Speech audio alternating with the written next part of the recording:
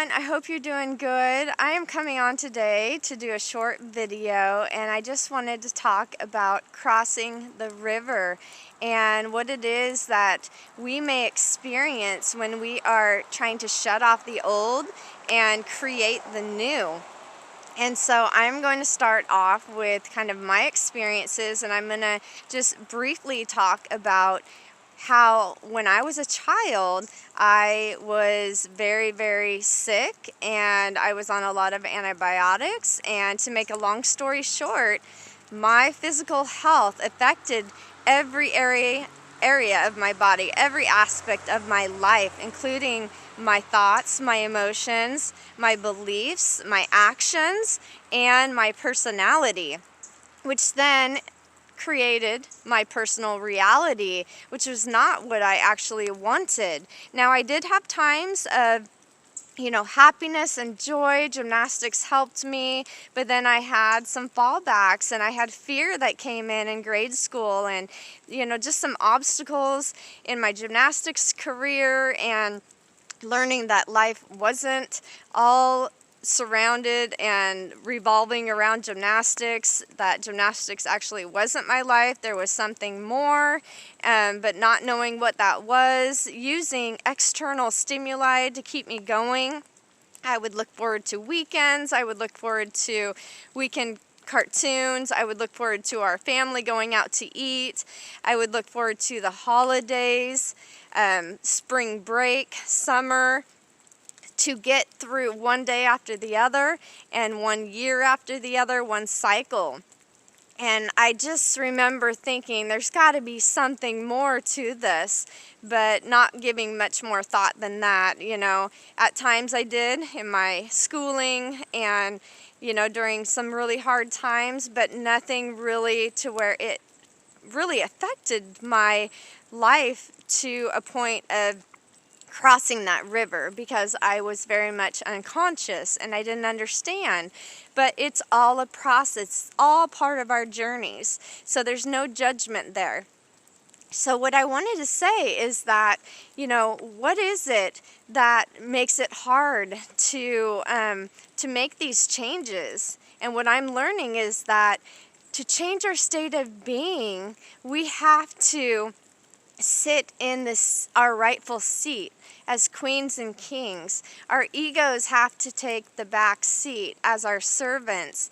And what that means is that when our bodies have become the mind, we have to rewire them. So the neurons that fire together wire together, and we need to reprogram and recondition ourselves, because our bodies have been conditioned by our unconscious mind, because we are producing these neurotransmitters, these different chemical reactions in our body, and it becomes a loop.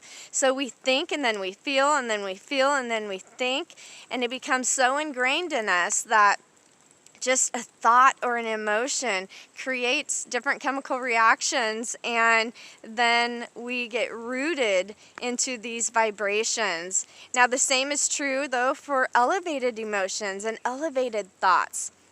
We can create that loop and cross the river and actually be the souls that we came here to be fully connected with our higher selves.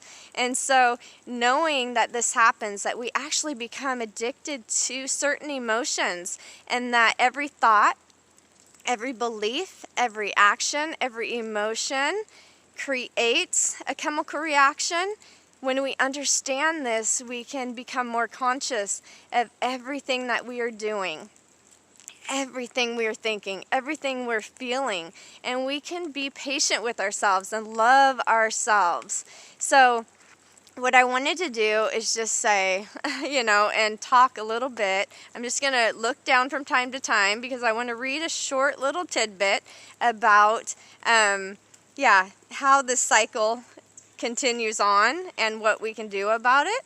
So Dr. Joe Dispenza, in the Placebo, book that he has, on chapter 3, he talks about when we truly change our state of being, our bodies can respond to a new mind.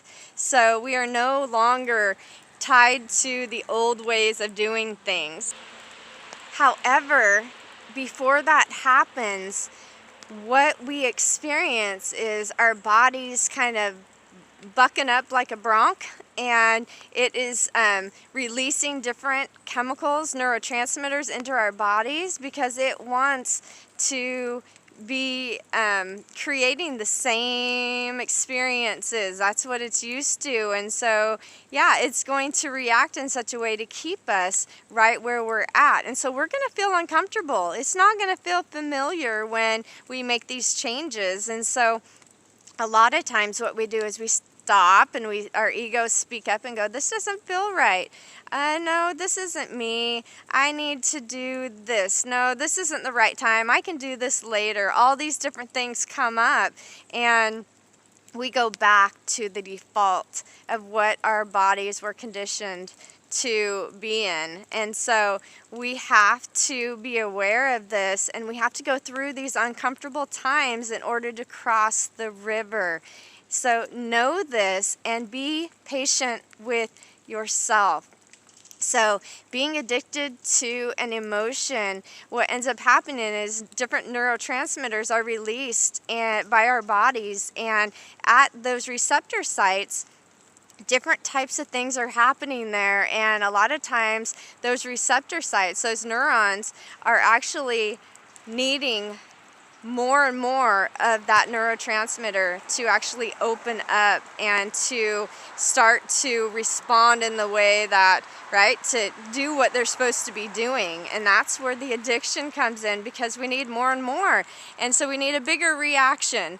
We will react to things. We will be more of the way that we don't really want to be, but we don't understand that this is being driven by our emotions at that time. Started with a thought, but our emotions start running the show.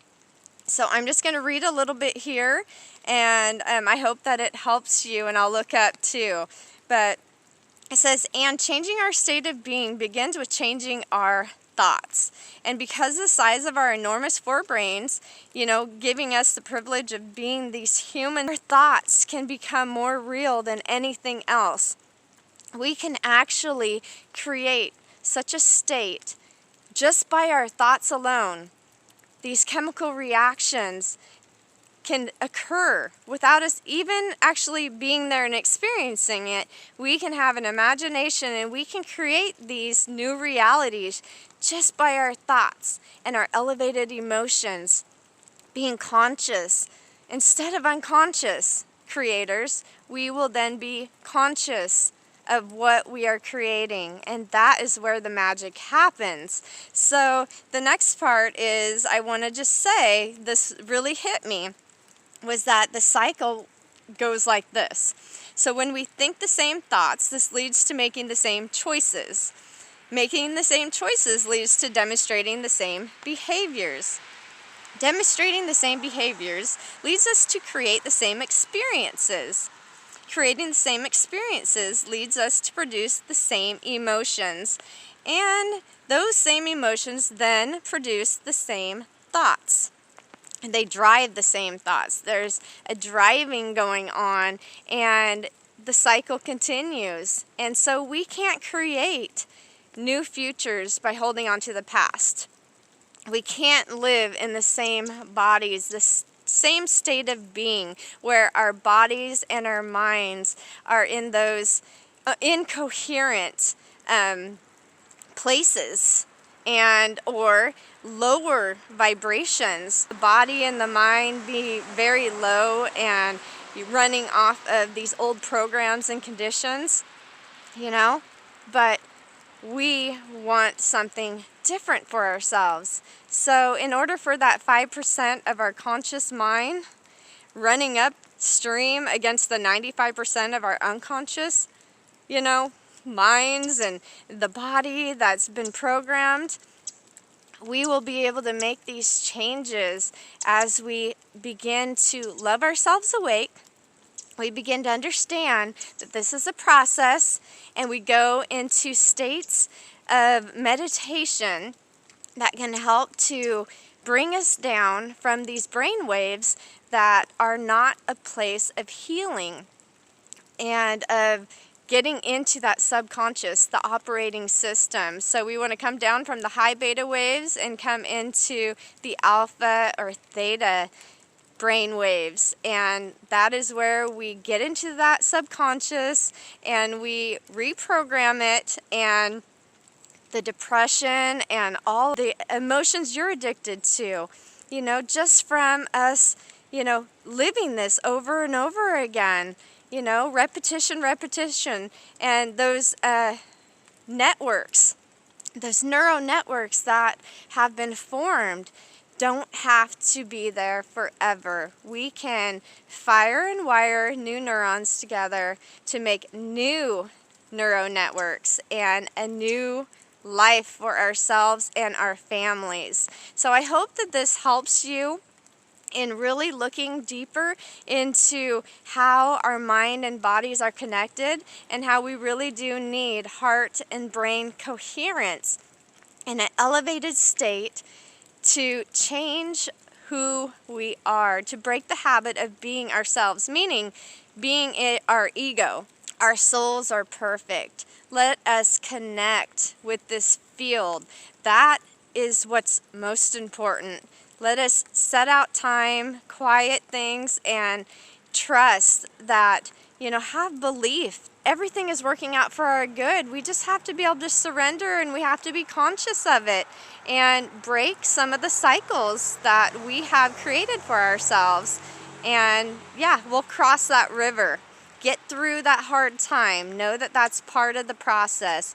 And when you see it that way, perspective is everything. You can hold on and you can keep going, knowing that on the other side there's a new day. There is a new future. Our envisioned futures for us and our families.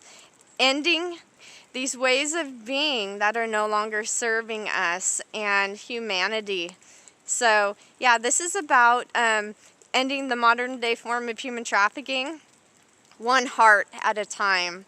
One open heart at a time. I love you guys. I want to show one thing. When I pulled up, came over here.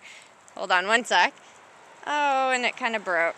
Well, there was a heart. It started hailing. Anyways, there was a little heart that I found in this bark. And I thought it was really cool, because I just looked down and there it was, sitting there. So we are reminded that love is the answer. Love is the bridge. Our hearts, open hearts will heal all wounds. We are light. Remember who you are. We are divine light and love.